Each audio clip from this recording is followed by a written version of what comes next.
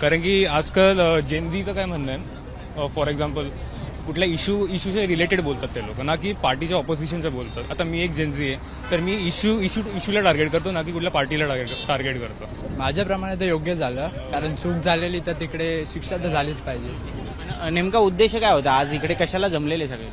त्यांना काहीतरी झेंझी लोक आवडतात, ते त्यांचे पोरं आहेत, पोरांसारखेच आहेत ते. तर ते बोलले की या सगळे एकत्रेने, आणि खूप लोक होती आज झेंझी लोक. ते म्हणतात आम्ही पण आलो. जे काय राजीनामाचा हा विषय झाला तर कुठे ना कुठे हा राजकीय स्टंट म्हणून या अभिजित बिबकेच्या माध्यमातून आम आदमी पार्टीने हा केलेला स्टंट होता असं आम्हाला. तुम्हाला हे मान्य आहे की नाही की धर्मेंद्र प्रधान मंत्री म्हणून या सगळ्या नेट पेपर लीक जे झालं त्याच्यासाठी त्यांची जबाबदारी आहे, ते जबाबदार होते, त्यांनी ते हो 100% त्यांची जबाबदारी आहे. स्वातंत्र्य दिनाच्या आधी आज भाजपकडून हर घर तिरंगा अभियानाचं आयोजन करण्यात आलेलं होतं. देशभरात हर घर तिरंगा अभियान हे राबवलं जात आहे. मुंबईत सुद्धा महाराष्ट्राचे मुख्यमंत्री देवेंद्र फडणवीस यांच्या उपस्थितीत आज वरळी सीफेस म्हणजेच वरळी प्रॉमिनेंट या ठिकाणी तिरंगा रॅलीचं आयोजन करण्यात आलेलं होतं. मोठ्या संख्येने या ठिकाणी भाजपचे पदाधिकारी, कार्यकर्ते, नगरसेवक, आमदार हे सहभागी झालेले होते. त्यांच्यासोबत मोठ्या प्रमाणात मुंबईकर सहभागी झाल्याचा दावा सुद्धा या ठिकाणी करण्यात येतोय. आपण बघतोय आज हा जो सगळा परिसर आहे हा तिरंगा घेऊन हातात हर घर तिरंगा अभियान राबवण्यासाठी मोठ्या प्रमाणात लोक इथं जमलेले आहेत. खरं तर एक प्रकारे नुकताच झालेला जो जेनझींचा आंदोलन होतं आणि ह्या आंदोलनानंतर ज्या मोठ्या प्रमाणात देशातली युवा शक्ती, युवा वर्ग जो आहे हा कुठेतरी सरकारच्या विरोधात गेलाय अशी जी भावना निर्माण झालेली होती, या भावनेला कुठेतरी काउंटर करण्यासाठी मोठ्या प्रमाणात युवा वर्गाची उपस्थिती आपल्याला आजच्या या हर घर तिरंगा अभियानामध्ये पाहायला मिळते. कुठून आलेत, काय त्यांचं म्हणणं आहे, त्यांना विचारून जाणून घेण्याचा प्रयत्न करूयात. कुठून आलात? मी कळव्यामधून आलो आहे, ठाणे. तर मी ते व्हॉलेंटिअरिंग. आज नेमका काय कार्यक्रम आहे, कशासाठी आलेले आहात?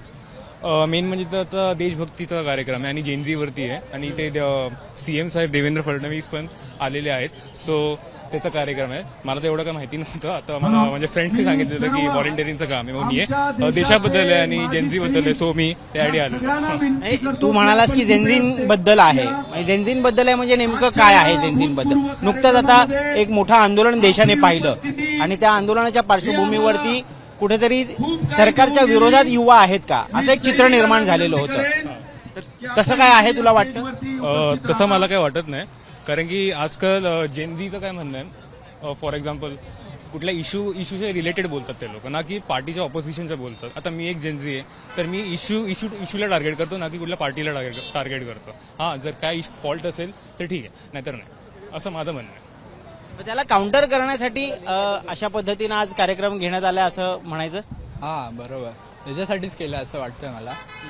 तर युवा जास्त प्रमाणात जमले पाहिजेत आणि आपलं सपोर्ट केलं पाहिजे. तर असं प्रोटेस्ट झाला तर त्यासाठी, तर मग त्यासाठी असं कार्यक्रम असं आयोजित केला असं मला वाटतं. आता जेनझींचं जे आंदोलन झालं त्याच्यानंतर देशाच्या HRD मिनिस्टरला राजीनामा द्यावा लागला, हे योग्य झालं अयोग्य झालं, तुला काय वाटतं?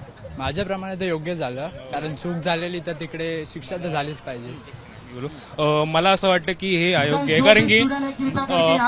कारण की मला असं वाटतं की फक्त रेझिग्नेशननी काय होत नाही. आता खाली जो पेपर लीक झाला तर ते त्यांचा फॉल्ट नव्हता ऍक्च्युली, कारण की त्यांना पण वेगवेगळे खूप कामं असतात. मी असं बोलत नाही की त्यांच्या सपोर्टिव्हने बोलत नाहीये, मी माझा मुद्दा सांगतो तुम्हाला.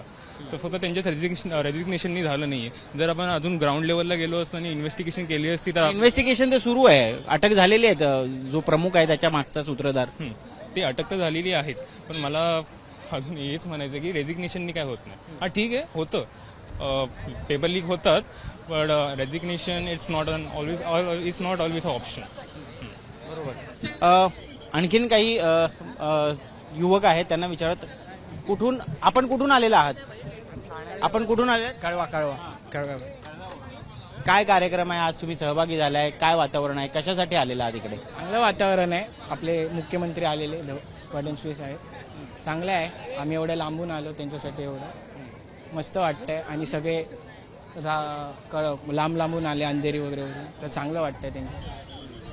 पण नेमका उद्देश काय होता आज इकडे कशाला जमलेले सगळे लोक? त्यांना काहीतरी झेंजी लोक आवडतात, ते त्यांचे पोरं आहेत, पोरांसारखेच आहेत ते.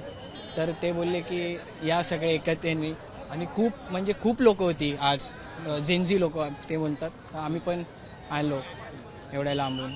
पण तुम्ही कशासाठी आला? पक्षाच्या समर्थनात आला, देशभक्ती म्हणून आला? देशभक्ती म्हणून पक्षाचे पण आहेत, पण देशभक्ती म्हणून पण आलो आम्ही. चांगलं वाटतंय आज वातावरण. नुकतंच झेंझींचं जे आंदोलन झालं त्याच्या बाबतीत काय मत आहे तुझं? योग्य होतं, अयोग्य होतं? कारण योग्य होतं, चांगलं होतं. आमचे साहेब सगळं चांगलंच करतात आणि यापुढे चांगले करतील, हेच आमचे सांग. पण काय म्हणजे काय चांगलं होतं आणि काय चुकीचं? काय कारण लोक म्हणतात की भाषा चुकीची होती. नाही, एकदम चांगलं ते आले. टाइम आपल्याला हे दिलं, त्यांनी टाइम दिला एवढा, आणि ते सगळ्यांसाठी उपयोगी होते इकडे. ठीक आहे, चांगलं आहे. कुठेतरी आता पक्षांना भीती वाटते का की युवा वर्ग, झेंझी विशेषतः, तो आपल्यापासून दूर जाईल या आंदोलनानंतर? नाही, असं होऊ शकत नाही. त्यांनी आपल्याला चांगलं सांगितलं की युवा पर्व एकदम चांगलं आहे, तर ते सगळ्यांना साथ देत आहेत, आणि युवा पर्व पण असं करणार नाही कधी, तर ते आहेत सगळ्यांसाठी. एवढंच. आणखीन काही मंडळी आहेत या ठिकाणी, आपण त्यांना सुद्धा विचारून जाणून घेण्याचा प्रयत्न करूयात. दूरदूरून लोक आलेले आहेत. कुठून आलात आपण? चेंबूरवरून. काय सांगाल, आजचा उद्देश काय होता नेमका आणि कशासाठी इथे लोक जमलेले आहेत? काय कशासाठी जमलेले? आज ही तिरंगा यात्रा निघालेली आहे. नक्कीच आपण बघितलं असेल की एवढे युवा मोठ्या संख्येने इकडे उपस्थित झालेले आहे. कुठे ना कुठे हे देशासाठी आणि युवासाठी हे एक विकसित भारतच्या दिशेने लोक आज चालत आहेत, आणि आम्हाला भरपूर आनंद वाटला इकडे येऊन आज. झेंझींचं नुकतंच आंदोलन झालं, त्याच्यानंतर देशाच्या HRD मिनिस्टरला राजीनामा द्यावा लागला. काय म्हणायचं, आंदोलनाचं हे यश आहे? योग्य दिशेने झेंझी आणि युवा वर्ग चालू आहे?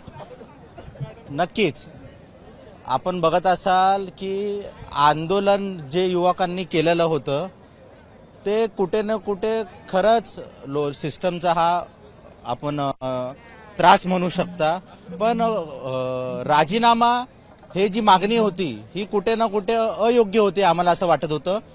कारण की ज्या पेपर फुटीचा हा विषय झाला, कडकचा कडक कायदा बनवण्यात आला, त्या संदर्भात जे काय अधिकारी होते त्याच्यामध्ये त्यांना निलंबित करण्यात आलं आणि त्यांच्यावर कारवाई सुद्धा झाली. मग आता त्याच्यानंतर राजीनामा कशासाठी पाहिजे होता, हेच आम्हाला युवकांना प्रश्न पडलेला आहे. नाही, आंदोलनात सहभागी असलेल्या अनेक लोकांशी मी सुद्धा बोललो. आता काही लोकांचं म्हणणं आहे की मी एक सामान्य नागरिक म्हणून जर सिग्नल मोडला आणि मी जर नियमाचं उल्लंघन केलं तर मला फाईन भरावा लागतो, माझ्यावरती लगेच सरकार कारवाई करतं. कुठलाही कायदा कानून जर आपण मोडला तर आपल्यावरती सरकार कारवाई करतं. तर देशामध्ये इतका मोठा पेपर लीक होत असेल, त्याच्यामध्ये 20 ते 22 निष्पाप बळी जात असतील, आत्महत्या मुलं करत असतील, तर एक नैतिक जबाबदारी म्हणून एखादी कारवाई होणं गरजेचं आहे असं वाटत नाही का तुम्हाला? 100% आम्ही तुम्हाला हेच सांगण्याचा प्रयत्न करतोय. युवकांची जी मागणी होती ती 100% योग्य होती, परंतु आम्हाला कुठेतरी असं वाटतं की जे काय राजीनामाचा हा विषय झाला तर कुठे ना कुठे हा राजकीय स्टंट म्हणून या अभिजित दिपकेच्या माध्यमातून आम आदमी पार्टीने हा केलेला स्टंट होता असं आम्हाला वाटतं. राजीनाम्याची मागणी ही अयोग्य आहे किंवा राजकीय हेतूने केलेली आहे असं का वाटतं? यापूर्वी सुद्धा जेव्हा काँग्रेसचा कार्यकाळ असो किंवा कुणाचाही कार्यकाळ असो, भल्या मोठ्या मंत्र्यांनी राजीनामे दिलेले, मुख्यमंत्र्यांनी राजीनामे दिलेले आहेत. मग जर तुमची जबाबदारी आहे आणि तुम्ही जर व्यवस्थित पार पाडली नाही तर तुमचा राजीनामा का घेतला जाऊ नये?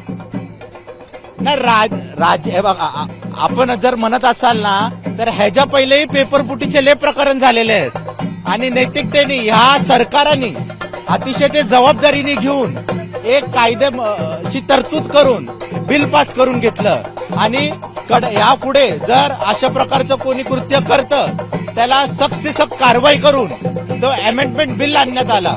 परंतु आम्हाला काँग्रेसच्या काळात हे कधी दिसून नाही आलं की कुठल्या महाराष्ट्रात आपण आहोत, त्याच महाराष्ट्रात काँग्रेसच्या मुख्यमंत्र्यांनी राजीनामा दिलेला होता ज्यावेळेस त्यांच्यावरती आदर्श घोटाळ्याचा आरोप झालेला होता. आता ते भाजपमध्ये आहेत ही वेगळी गोष्ट.